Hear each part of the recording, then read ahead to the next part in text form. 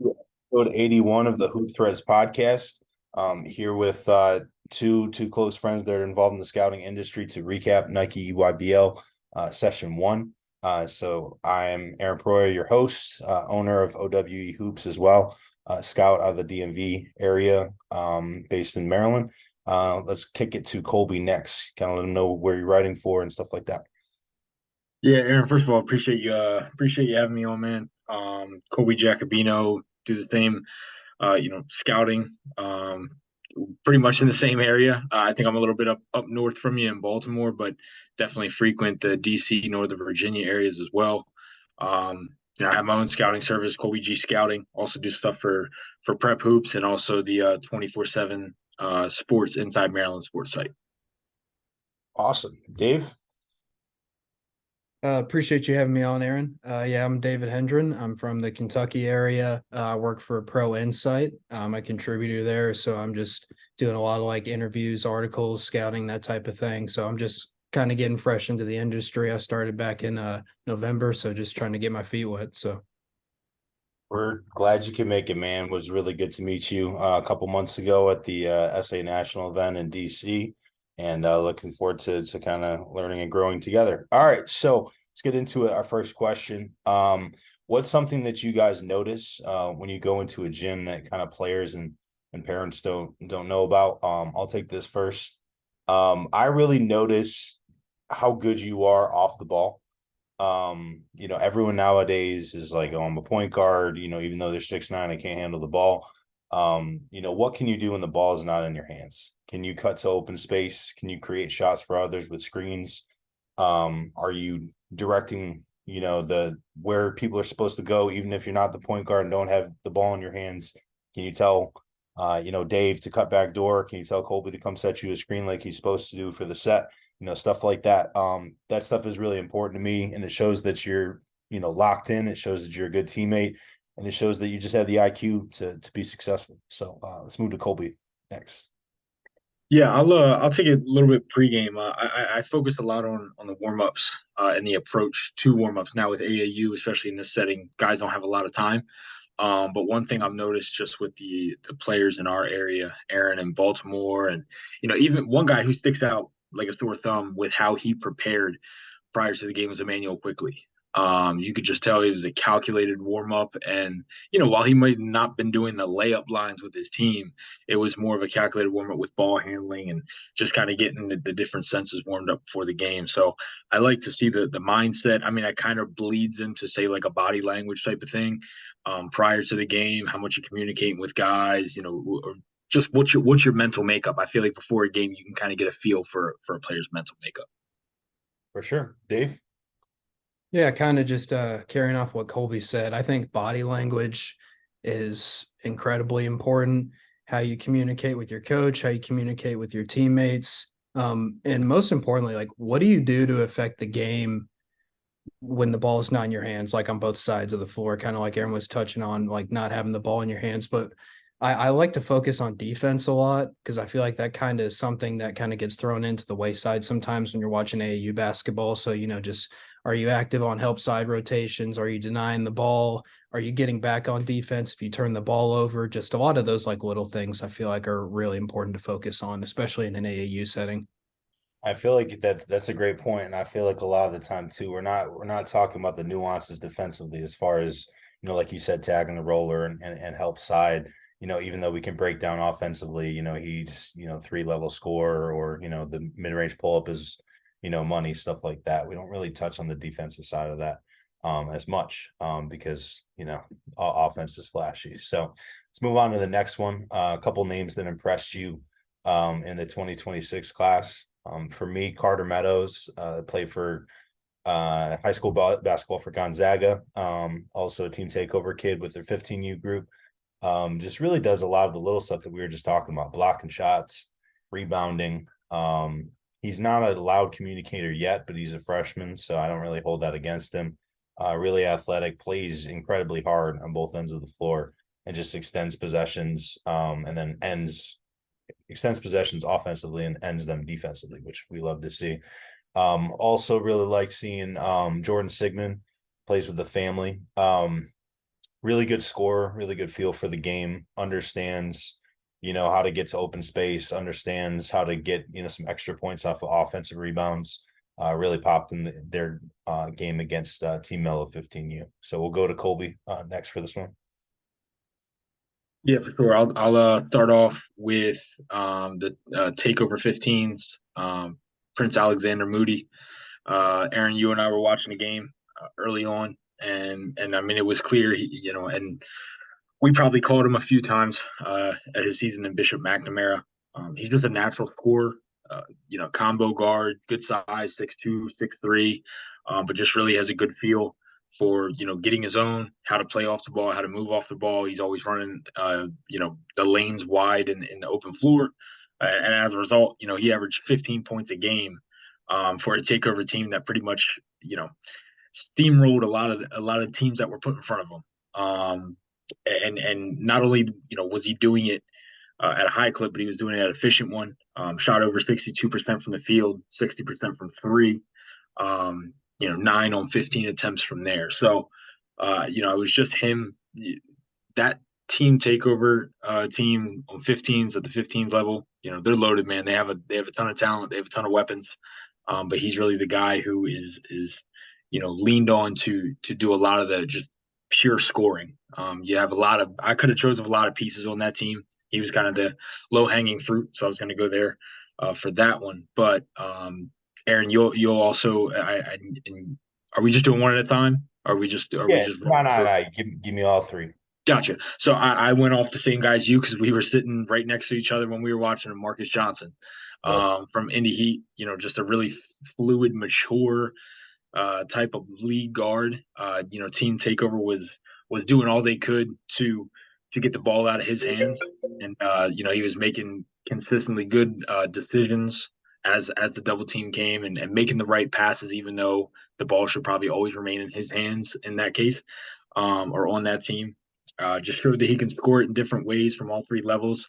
I loved that, even though Team Takeover kind of ran away with that game, he was still getting after it on the defensive end as well. He didn't let that affect his effort. So that really stood out to me. My third guy was Parker Robinson from Mello. Yep, and obviously with that team, it's very easy to label them the Adam Umadoc show. But Parker has definitely showcased his skills, and I saw him a few times with good counsel. But obviously, they were such a senior laden team that he kind of had to get what he could and play a minimal role, and it gave me a better opportunity to see how he responds when he has a lot more responsibility. And he's skilled. He's a lot more athletic than people are going to think. He's going to catch a lot of people off guard. He's a competitor, and I think he's a guy who can contribute to multiple statistical categories at a high level going forward. He's just a gamer, man. He's a gamer. He's actually from Indianapolis, Indiana. So, not Indianapolis, but he's from Indy originally. So that makes a lot more sense of how he plays and everything as well. So, Dave. Yeah, first guy that really caught my eye was Ashton Pierce from Team CP3. Just a very skilled 3-level scorer for a 15-year-old. Like, just watching his game against the Florida Rebels, his ability, he was finishing transition through contact. He was getting to the free throw line. He was hitting pull-ups from the mid-range, catch and shoot threes, just a really well-rounded scorer. I think the shot selection can be a little iffy sometimes, but he's a volume scorer. Like, the more shots you get him, the more rhythm he's going to get into. Another guy from CP3 that I really liked was Deontay Neal. He's a point guard.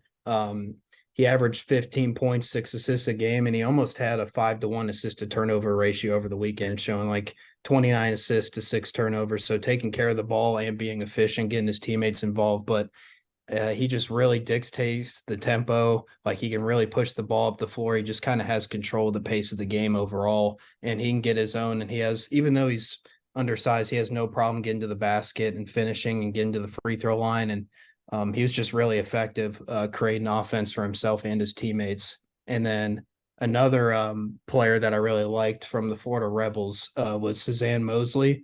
He was a big man for them, about like 6'6", long, athletic, can run the floor, was protecting the rim, and he kind of has some old school like low post game to him where he does a lot of work around the basket with like drop steps and using his size and his frame to kind of clear out bigs and finish around the basket. So I was really impressed with him as well.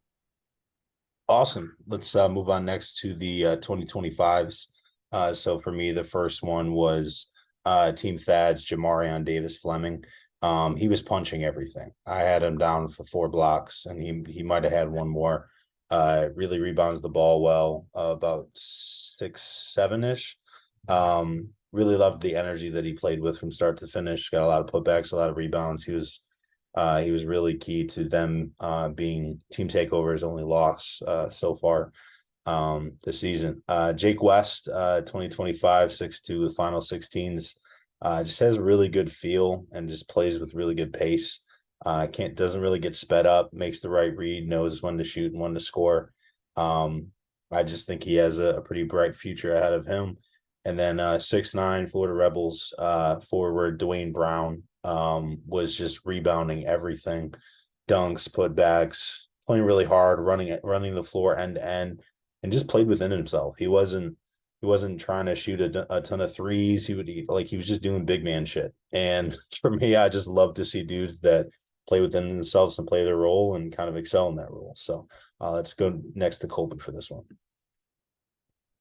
Yeah, I mean, I'm not gonna reach too far here. I'm gonna start off mine with Cam Ward, who I think had his coming out party for more on a national stage. Aaron, I think we're pretty well versed with him from this season. He's a big deal in the DMV, and rightfully so with what he's done as a sophomore at a public school, kind of making Largo relevant and putting up ridiculous numbers while doing it. And it was good to see it translate into an EYBL setting where there's a lot of talent on that Durant team too, but he's clearly, in my opinion, the best prospect on that team. Average, over 18 points a game, 7 rebounds. I myself was sitting with a particular blue blood coach or part of the staff, and they loved him. Other programs are all in on him pretty much from what they just saw this weekend. And it wasn't even so much, obviously you see the size, you see the ball handling ability, you see the scoring ability, but it was like a lot what we touched on before this podcast, or as the podcast was starting, with just the simplicity of he plays hard. His team's up 20, his team's down 20. He's still trying to get every 50-50 ball that he can. Still trying to get every bucket, still trying to make guys better. He's constantly vocalizing to his teammates what they have to do. So he's the epitome of a guy who's going to blow up here nationally soon. I mean, he's already a 4-star, but I've been calling him a 5-star for a while because I think he has all the tools that are needed for that. My next guy, again, I spent a lot of time with the DMV prospects, just watching them over the weekend, and one Adlan Elamine from Team Takeover. Man, I mean, again, we had a chance to see Bishop O'Connell over this past season. Didn't really take notice of him. They had a lot of talent on there. He didn't get as much of an opportunity. But he took advantage of the stage, this weekend again for a loaded takeover team. I think with every takeover team, you have to kind of, all these guys' stats are watered down from a numbers perspective just because of how many guys they have. But man, just everything that you want in a prospect that screams upside. 6'7", lengthy, wiry, gonna fill out, may even grow, an inch or two more. He's still looks like a baby in the face, still talks like a baby. So, there's just so much, intrigue there. You average over 9 points a game, did it on efficient numbers, 64% from the field, over 64% from three, which is really intriguing to me. And he took advantage of his free throws, shooting over 83%. So he checks a lot of boxes in terms of guys who, the type where you would watch now, check on in, next spring at session 1, and he takes another major step. So he's definitely on my radar going forward, and I'm hoping that he gets a shot next season at Bishop O'Connell to continue on his path. The last one I really enjoyed was a guy who's gaining a bunch of steam as well. Will Riley, um, from UPlay, Canada.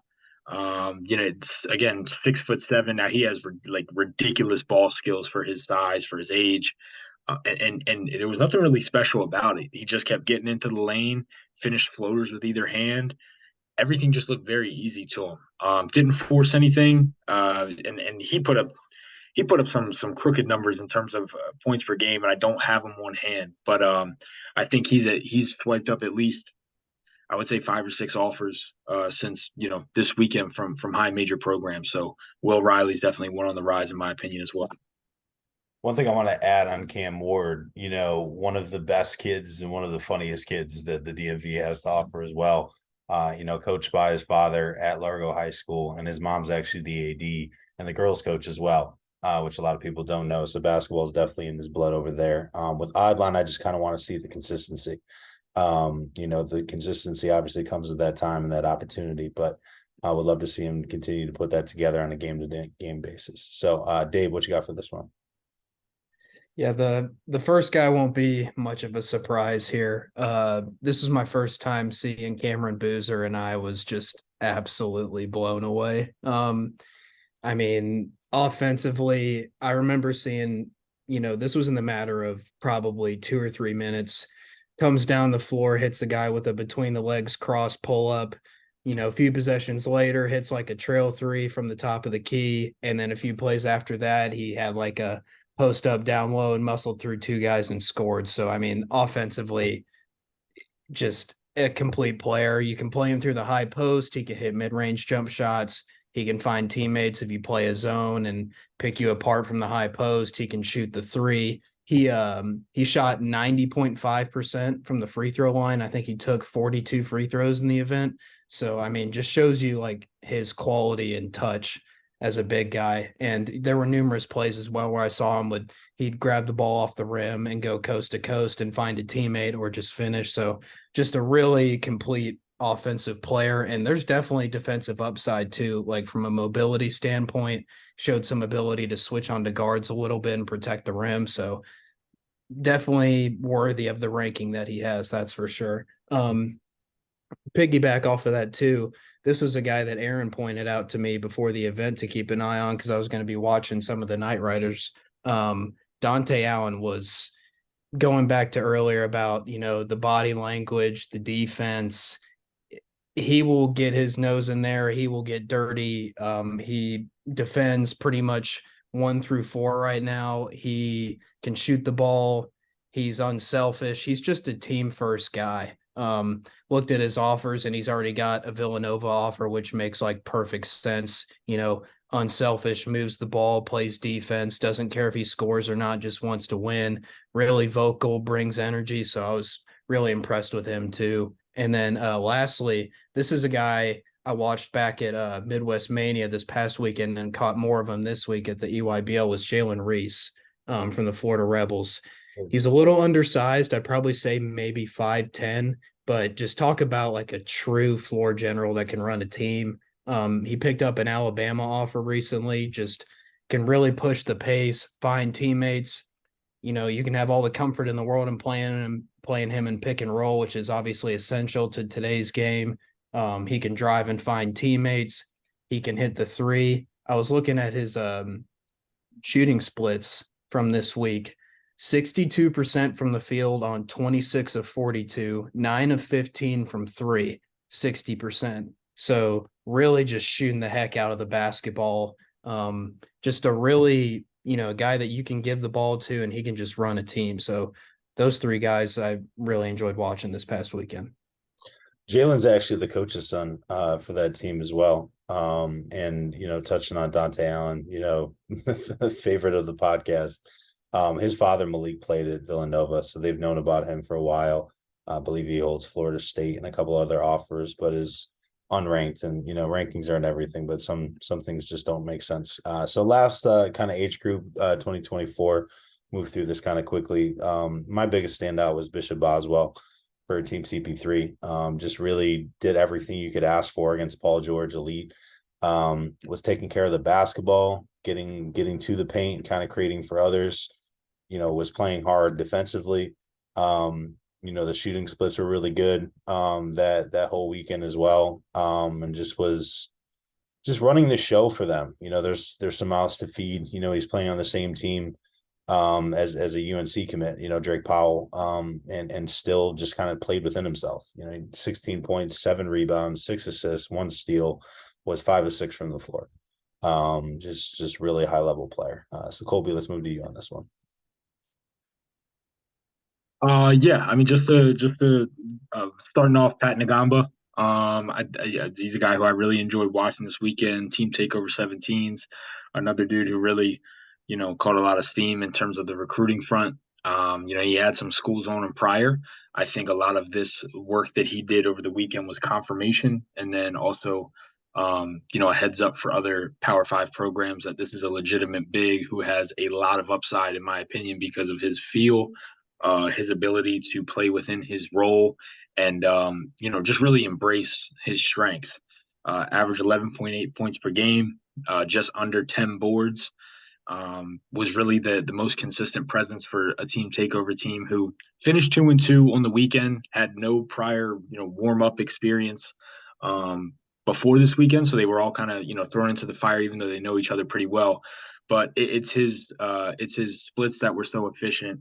78.3% from the field. He hit both of his threes, so went 100%. And then, shot 9 of 15 from the free throw line. You want to see that a little bit better. But I think the big thing to highlight there is his threes. And I was talking with him after a game where he, drilled one from the top of the key in transition. And if he can do that on a little bit of a regular basis, now we're talking about upper echelon, sort of Power 5 prospect, in my opinion, just because of his size, his know-how, and his ability to impact the paint at both ends. Moving on to my next guy, another guy I enjoy watching, Carter Knox, Florida Rebels, really kind of choosing between, Kentucky and Louisville at this point.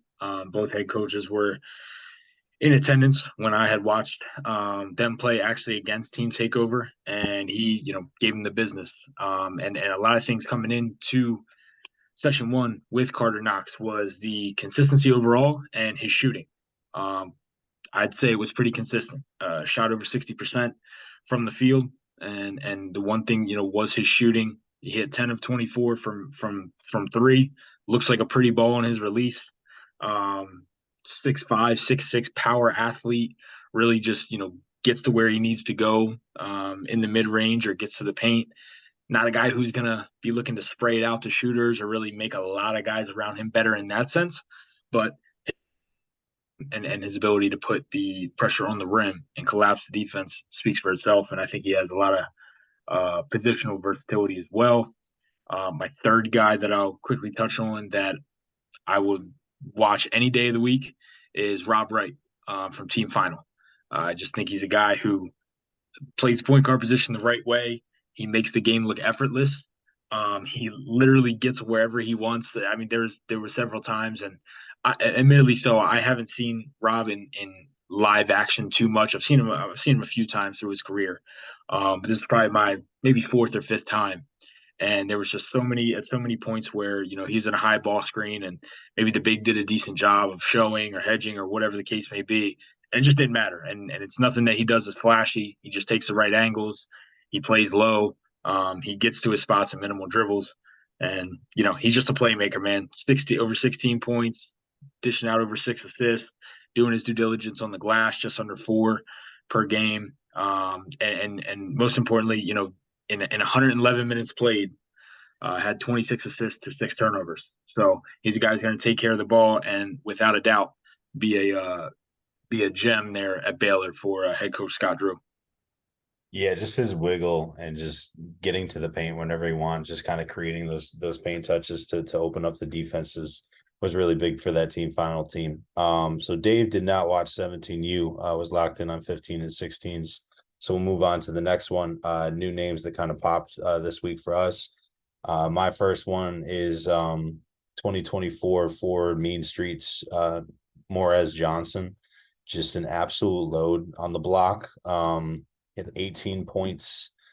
He had 10 rebounds. See his other stats: 18, 10, was 10 of 12 from the line. Only 4 of 10 from the field. I think there was the officiating in that game was kind of wild. He got hit on a couple of those, but just really attacking the glass and finishing his opportunities, just playing hard as hell.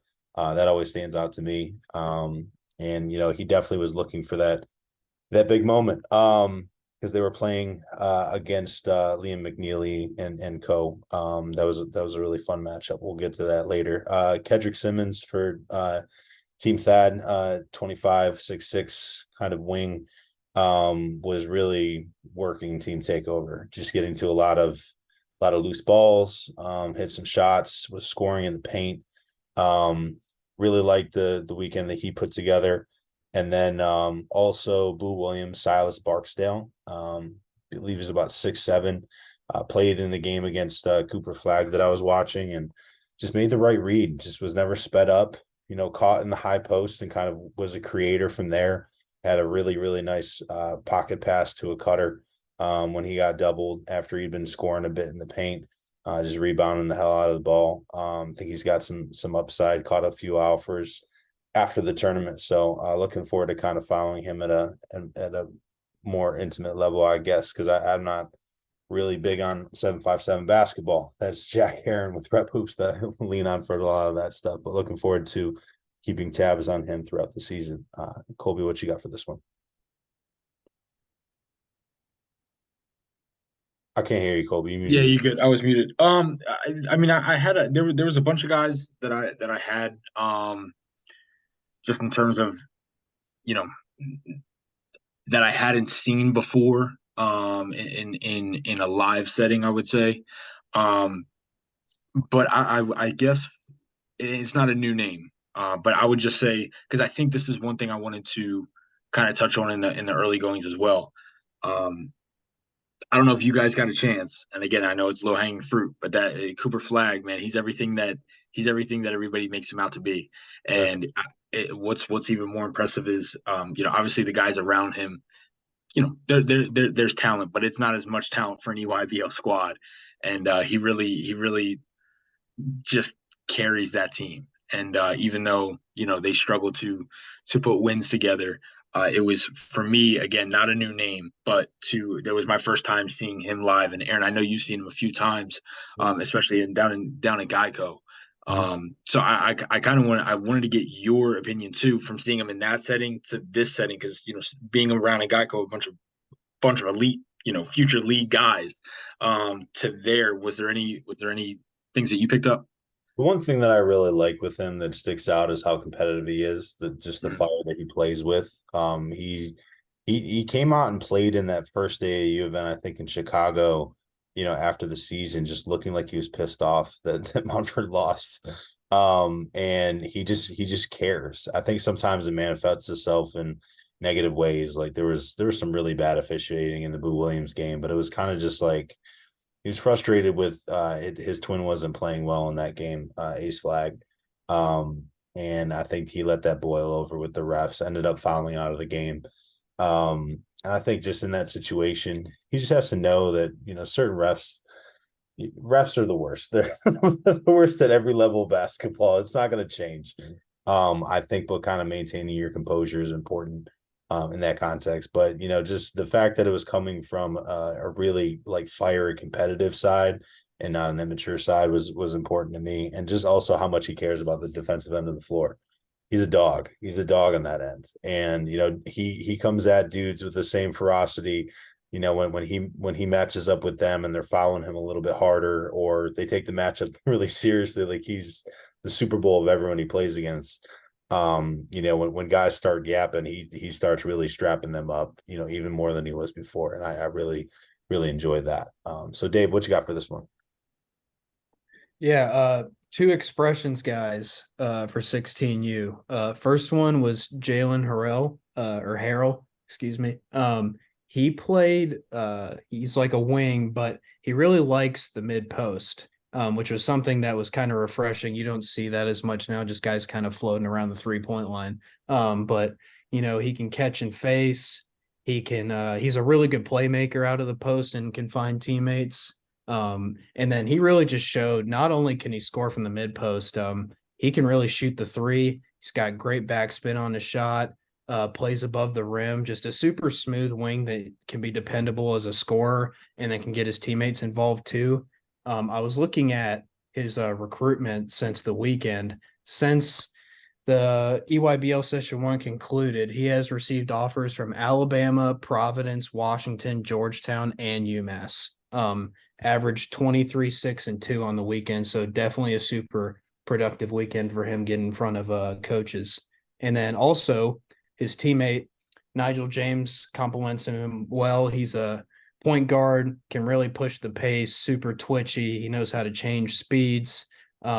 Really good mid-range pull-up guy. He can hit tough mid-ranges on the run. I think that's really difficult nowadays. You don't see that out of guards a lot. Just shots on the move are really hard to hit, and he makes those look easy. He can get to the rim whenever he wants, just super electric with the ball in his hands and can really establish himself with 2 feet in the paint. He also got some offers over the weekend, Providence and Marquette. So definitely Providence is keeping an eye on these expression guys for sure.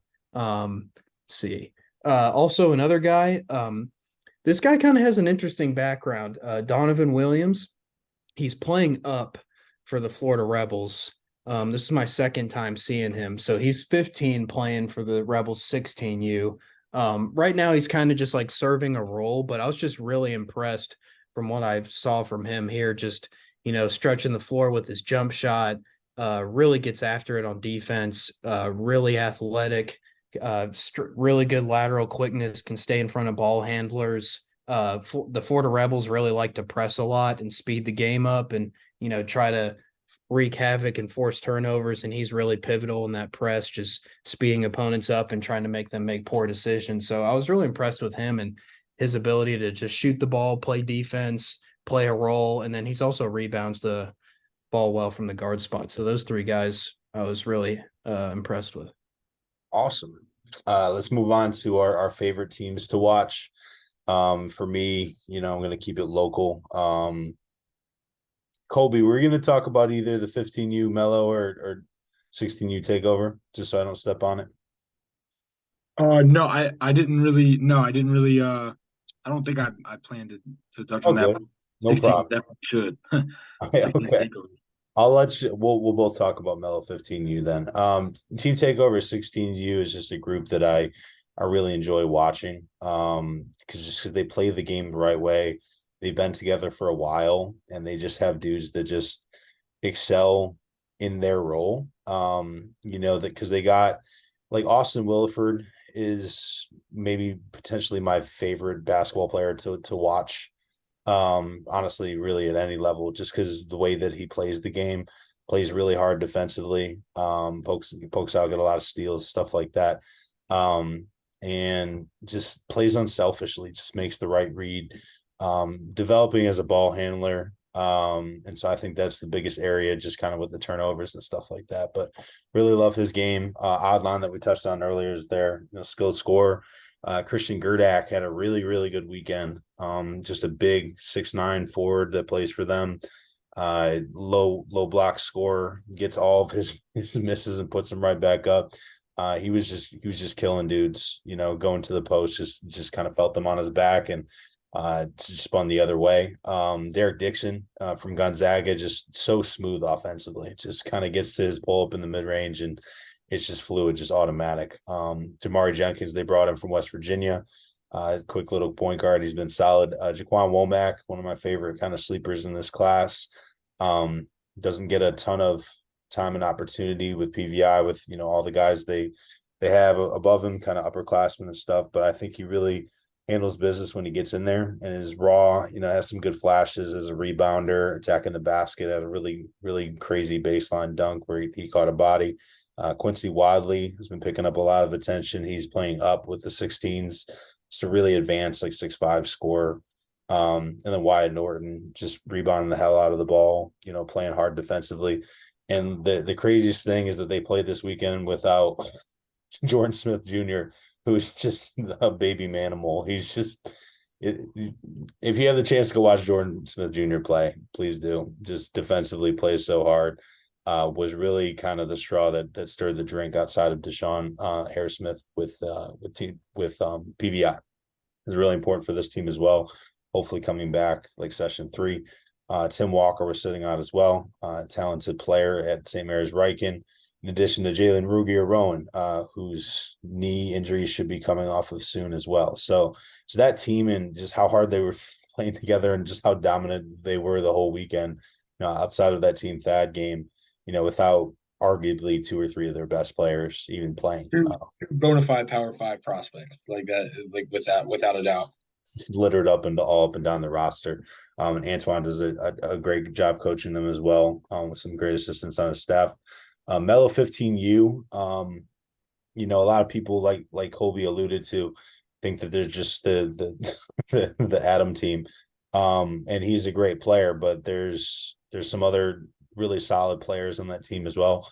El Tariq Reevy is a player that I think college coaches should get to know now and get involved early. He's 6'8", 6'9", really athletic, raw, kind of learning the game, but just plays hard. Comes in and plays well in the minutes that he gets. Karan Wheeler is an incoming freshman in the Baltimore Catholic League. You know what school he's going to, Colby? I'm blanking on it off the top of my head. Say the name again, Aaron. Karan Wheeler. I know he was. I know he went to St. Paul's Middle, right? Yeah, he was that's at St. Paul's Middle. That's where it is. Yeah, so he's gonna be going to St. Paul's in the fall. He can really play. Bryson Price, really good point guard that was key to them coming back and almost beating Team Takeover this past weekend.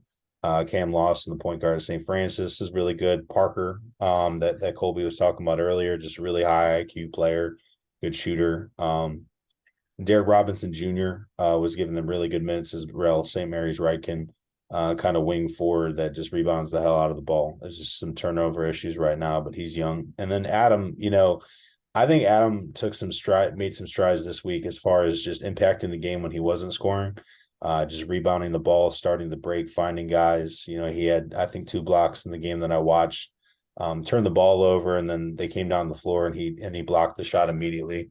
I think just as he adds more of that to his game and works on the shot IQ of some of the shots that he takes when he gets hot, some of the heat check ones are a little wild, but he has a bright future ahead of him as well. So, Colby, anything to add to that with that Mellow team?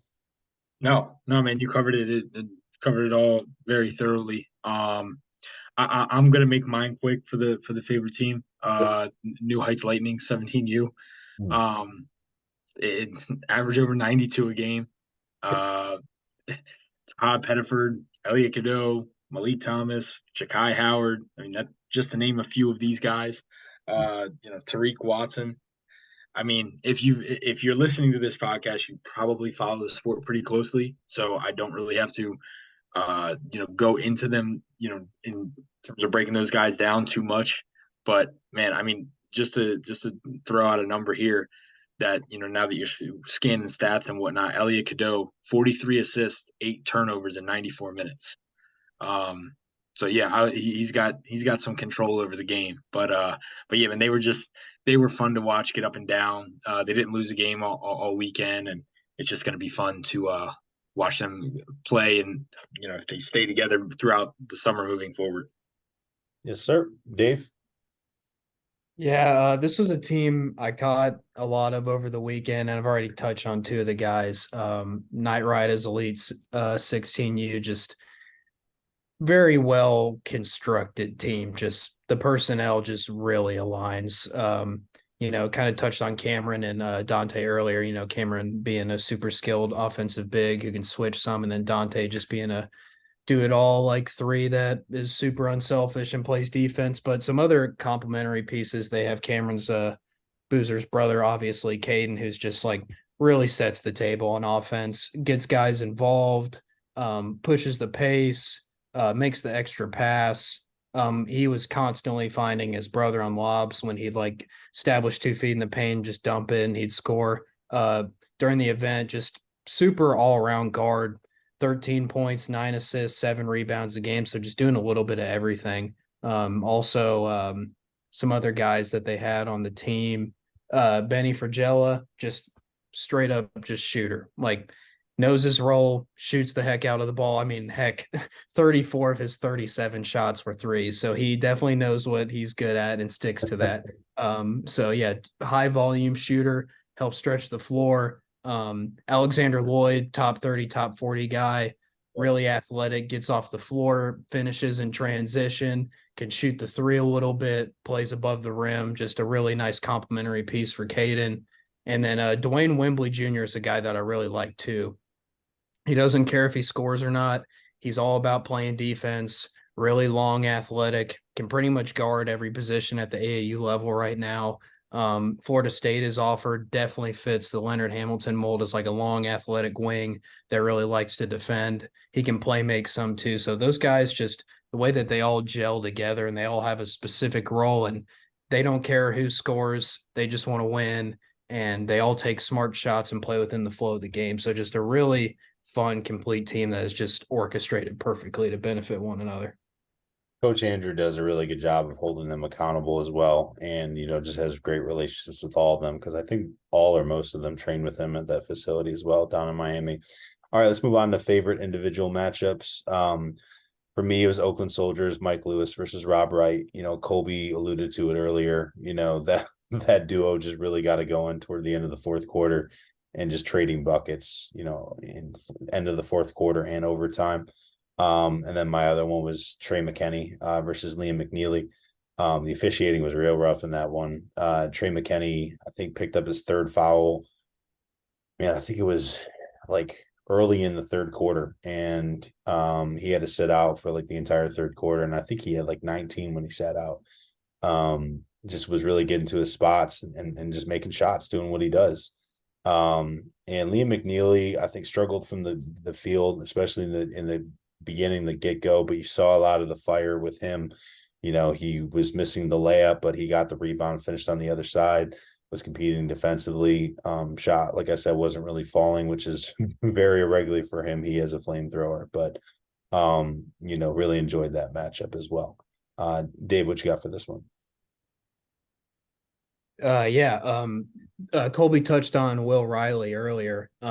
Just seeing him play against the Florida Rebels, which is like a super athletic team full of wings, like Bryce Hurd, Jameer Jones, just full of athleticism, and just like seeing that dynamic between both of those teams play against one another, just two teams with really dynamic wings. I mean, it was super entertaining. And like Colby said, like Will's not the flashiest guy, but he's going to get to the free throw line. He's going to find ways to beat guys off the bounce.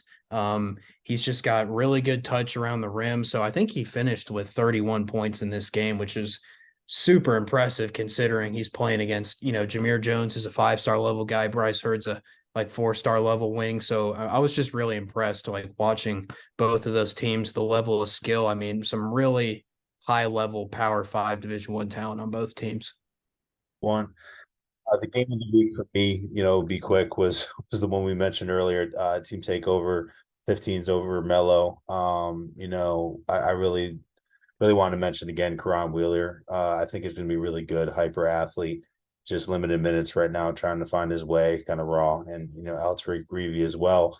I thought takeover, they just get to the basket, and I thought Bugs was playing really well. Caden Samuels, that plays high school basketball for Bishop McNamara with Alex, and just rebounded the hell out of the basketball, got to the rim, extended possessions. He can shoot it a bit as well, and just doesn't need the ball in his hands to score. I thought that he was really solid this past weekend.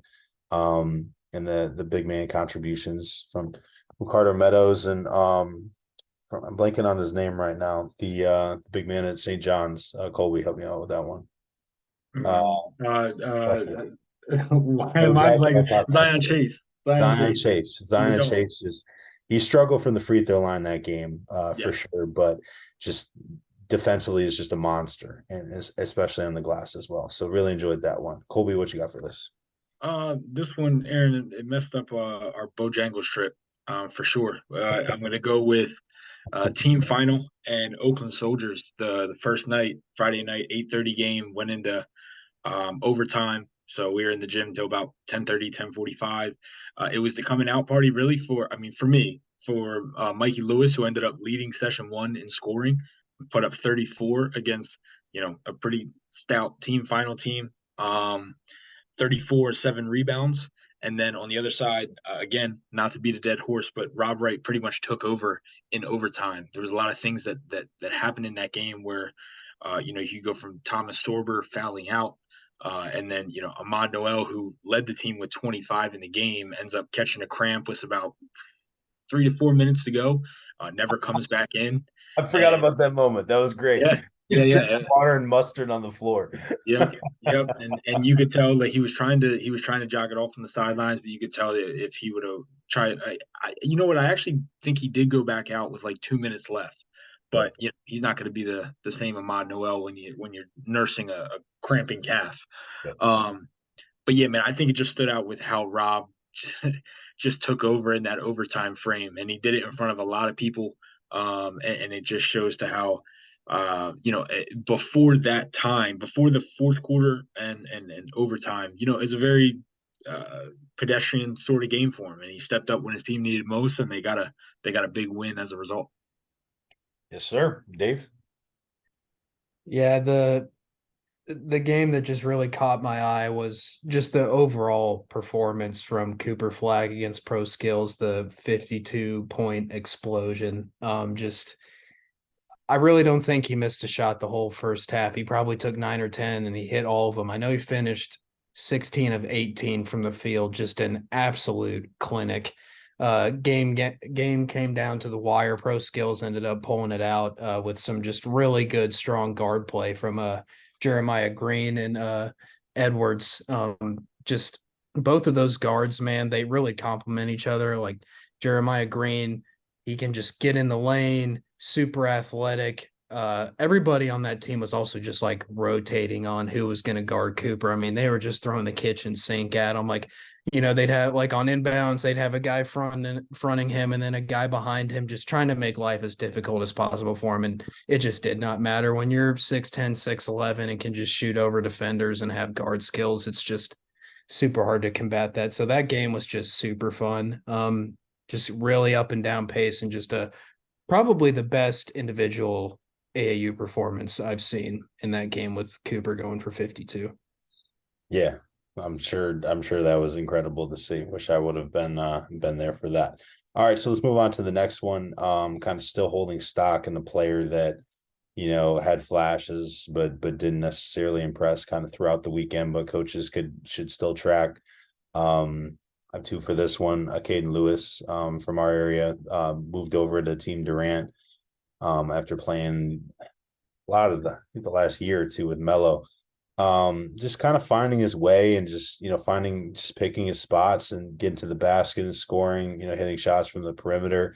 Just a really like smooth operator in the paint, kind of finishing, with that left around the basket. Really think he has a bright, future ahead of him. And then 2025, another 2025 guard, Mac Irvin, fire guard, Elijah Lovemore, 6'3", 6'4", just very toolsy and can kind of do a little bit of everything. And you can see that it's coming together. He had 2 or 3 turnovers, just kind of took his guy off the bounce and just made the right read, but just the execution wasn't there. Just missed him on the bounce pass or just kind of passed it too late. He's really, I think he's starting to put that together, and I think he has a really bright future ahead of him. Just a name to track, obviously 2025. So there's time, with that. So Colby, what you have for this one? Sticking locally with Daquan Davis, Team Takeover 17U, just didn't have a great weekend overall, man. Just kind of struggled to find his groove. I think it was a mixture of, again, like I said, that Team Takeover team was in no pre-live warm-up events, and I think it showed a little bit, even though they still were impressive for spurts, don't get me wrong, but if they would have had a tune-up event or two, like some of these teams, I think the results would have been a lot different. But Daquan just kind of struggled to find his shot. Averaged just under 6 points a game, which Aaron, for guys like when who see him all the time throughout the season, Max Preps DC Player of the Year. he's a guy who you can always pencil in for at least 15 a game in terms of scoring.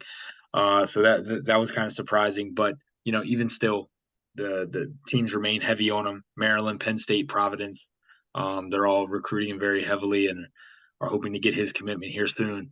But I wouldn't, I'd urge other programs to kind of chime in as well, because he's a guy who does a lot of the intangibles.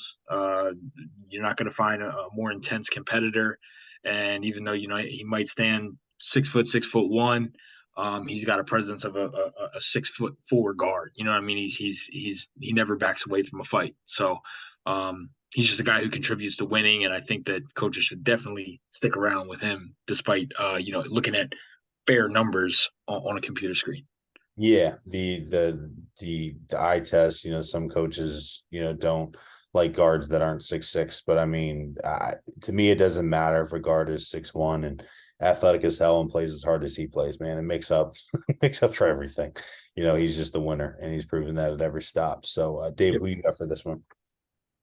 I'm going with Jameer Jones out of the Florida Rebels.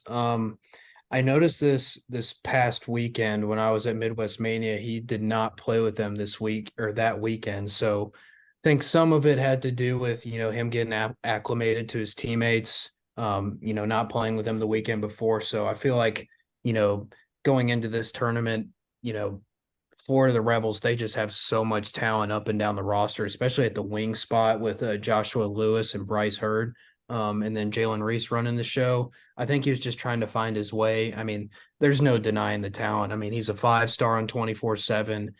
Houston loves him. They've been recruiting the heck out of him. That kind of shows you what kind of caliber player he is and what Calvin Sampson thinks of him. But, just super athletic, really physical, can play above the rim, really strong for his age. Just need to see the jump shot come along. Like, he only took 5 threes throughout the whole event and he didn't hit one. So, you'd like to see some more flashes of shot making, but there's no denying the athletic, landscape of Jameer Jones and like what he brings to the table and his ball skills and his ability to finish. It's just going to take some time, I think, to fine tune those skills, but there's a lot to like there. And I'm really curious to see how he progresses with the Rebels going forward, since they have so much talent already.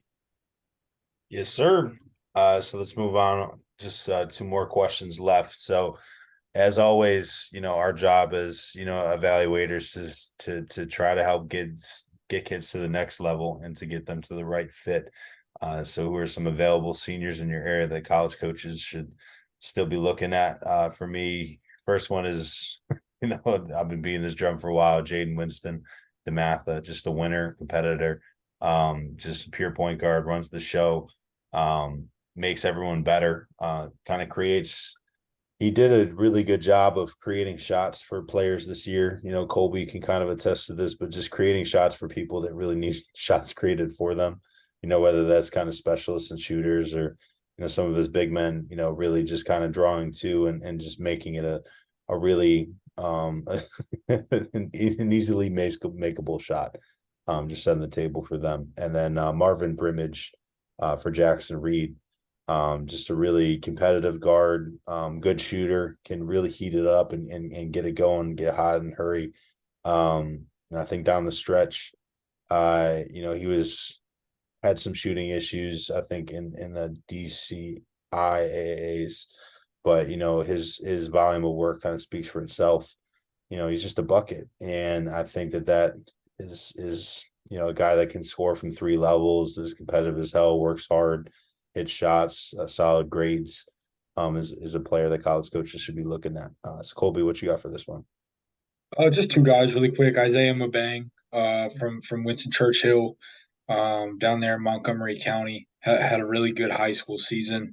Hit the game-winning shot, the game-winning 3 in the Montgomery County Championship.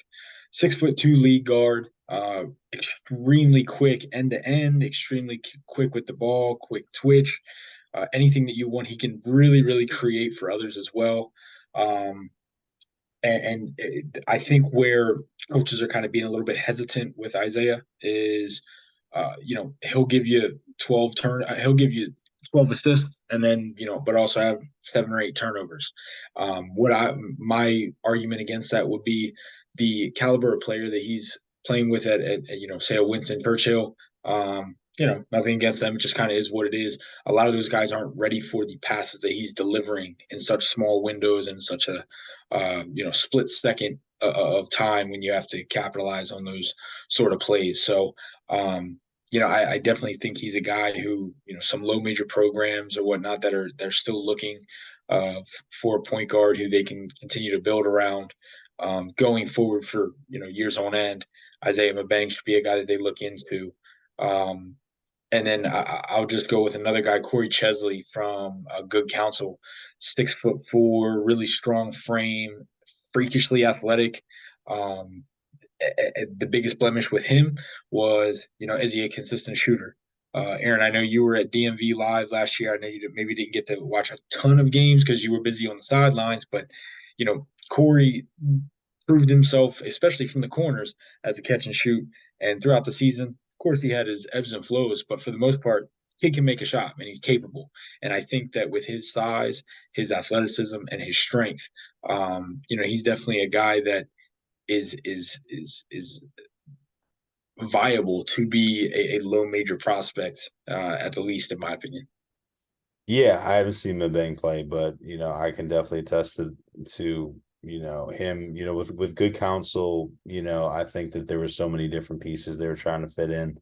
And like you said, he is a freak of nature athlete that can really get to it. And that those just don't grow on trees. 6'4" athletes that get tip dunks, get deflections defensively, get out in transition. I think Chesley is a really, really solid player that could be a good late get for like you said, low to mid major college coach. What you got for this one, Dave? So there's a kid from my area named Gabe Sisk.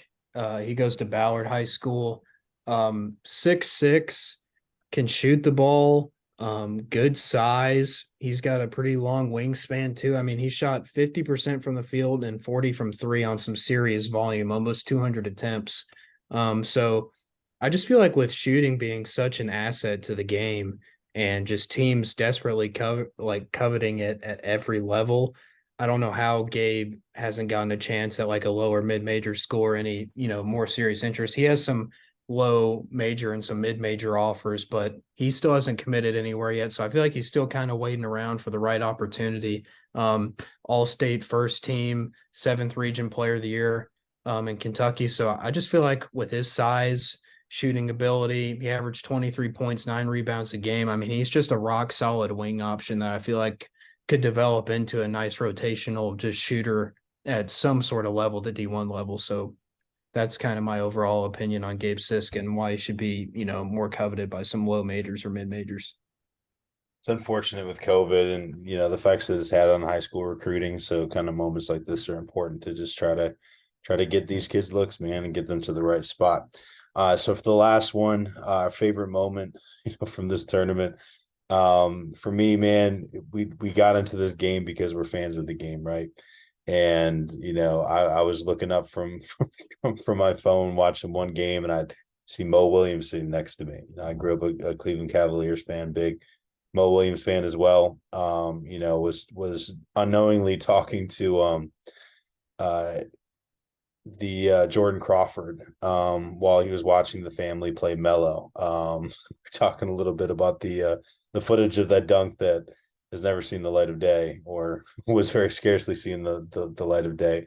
But the favorite one was definitely Brian Scalabrine after the game against Boo Williams that Cooper Flag fouled out of. He just walks up to him and goes to dap him up. Man, I don't like to swear on this podcast, but I have to. He goes to dap up Cooper Flag. He said, "I would have fucking murdered you. I would have killed you on the court." And Cooper was laughing at it. I was like, man, they must have some prior relationship because that was such a cool moment. So, Colby, what you got for this one? Obviously, I don't know Scalabrine personally, but I think that's just the perfect Scalabrine to assume they don't know each other, to be honest with you. But no, man, I won't be long here. It's just the overall weekend. Obviously people have their opinions on grassroots, AAU, the scene, what goes all into it. We can leave that where it lays, but when you're walking into the gym, feel that energy, you look around, you see all the NBA guys coming back, whether it's current NBA guys or legends that we used to watch growing up or whatnot.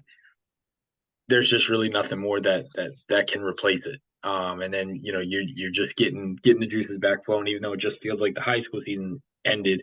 AAU season's got a different feeling, and I'm just glad that we can continue rolling here. Yes, sir. Dave. Yeah, just to piggyback off Colby, just growing up seeing all these coaches, all the success that they've had. You walk in the gym and it's Tom Izzo, John Calipari, I mean Nate Oates, Dan Hurley wearing his national champion jacket, just seeing all that, and then all the players like saw Carmelo, Tatum, Jermaine O'Neal, Boozer, it goes on and on. It's just so cool seeing like those guys still involved in the game and giving back to the game and talking with fans. Like I saw Carmelo interact with like so many young kids. It's just like refreshing to see that. I know like basketball is like ultra competitive, but it's nice to see that side. Kids look up to these players and just seeing them being able to interact with them in like that type of setting and all the coaches. It was just really cool to see that type of stuff. It's cool because just sometimes they make so much money and there's so much notoriety, and there's like, man, there's still people. They're still here to watch their kid play basketball. And makes me feel a little bit old to see, some of my favorite NBA players, either already retired or near that age with sons that are playing high school ball. But it is really cool to see. So last thing, just kind of letting the people know where they can find you and your work. For me, it's at OWE Hoops, and then at obviously Hoop Threads Pod. New website coming soon as well on Patreon. And Colby, where can people find your work? Yeah, you can find me on Twitter at Colby G Hoops. Find me on Instagram at Colby G Scouting. You'll find various links throughout there. So give me a follow. You can follow the work. Dave. Yep, just at Hendren David on Twitter, or just like Pro Insights website. Those are pretty much the two main places.